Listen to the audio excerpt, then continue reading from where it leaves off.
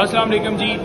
سیدہ عروبہ کومل اس کی ضمانت جو ہے وہ منظور ہو گئی ہے اور عدالت نے رہائی کے احکامات جاری کر دیے ہیں. 50,000 مچلقوں کے عفظ جو ہے یہ ضمانت جو ہے ہوئی ہے اور انشاءاللہ تعالی آج جب روک کار جائے گی اور اس کے بعد اسے رہا کر دیا جائے گا. جھوٹا مقدمہ تھا اور جھوٹے مقدمے کے اندر اسے جس طرح سے حوصلہ سے اٹھایا گیا اور ایک منظم کمپین چل رہی تھی کہ کئی لاکھوں اکاؤنٹ جو ہیں وہ اس کے ساتھ منسوب ہو رہے ہیں, لاکھوں اکاؤنٹس جو ہے وہ کنیکٹ ہو رہے ہیں اور یہ بڑا پورا جال جو ہے وہ چلا رہی تھی, اس کو ہیڈ کر رہی تھی. اگر جال کو ہیڈ کر رہی تھی تو عدالت نے ضمانت کیوں دی؟ عدالت نے ضمانت اسی وجہ سے دی کیونکہ کوئی ایسی چیز نہیں تھی جس کی بنیاد کے اوپر ضمانت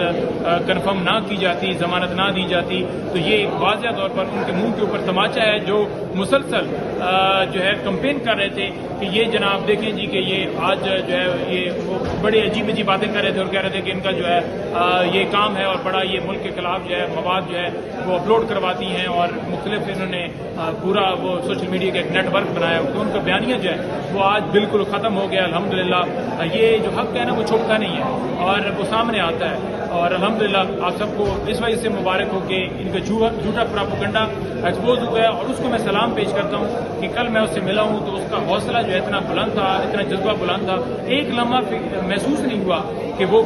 قید میں ہے, اسے جو ہے وہ پکڑا ہوا ہے, بلکہ وہ روٹین کے مطابق جیسے بندہ بہت زیادہ کم. یہ عمران خان نے شعور دیا, یہ ویژن دیا, یہ ہمت دی ہے, یہ حوصلہ دیا ہے جو لوگ آج بھی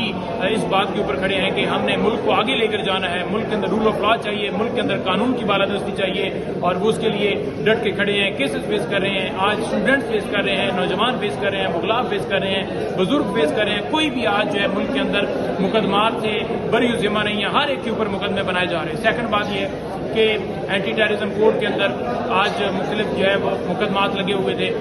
جس میں اگر میں آپ کو بتاؤں تو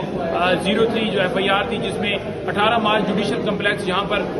حملہ ہوا تھا عمران خان صاحب کے اوپر اور بجائے یہ کہ جنہوں نے حملہ کیا تھا ان کے اوپر مقدمہ بنایا جاتا, خان صاحب اور ان کے ساتھ پولیٹیکل لوگوں کے اوپر مقدمہ بنایا گیا جس میں عمر ایوب صاحب, شبلی فراز صاحب, عمر سلطان اور جو ہے وہ کرنل آصم, ان کی بیلز جو ہیں وہ پینڈنگس تھی اور آج وہ بیلز بھی کنفرم ہو گئی ہیں الحمدللہ.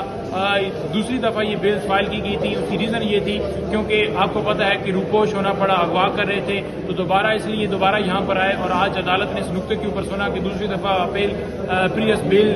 فائل کی جا سکتی ہے یا نہیں کی جا سکتی. تو وہ آج ان کو پورا کنونس کیا, آرٹیکل 10A کا بھی حوالہ دیا. ساری صورتحال کے بعد عدالت نے آج کنفرم کی ہیں بیلز اور علی میر گنڈا پور صاحب کیونکہ وہ کرم میں وہاں پر سیکیورٹی کی صورتحال بڑی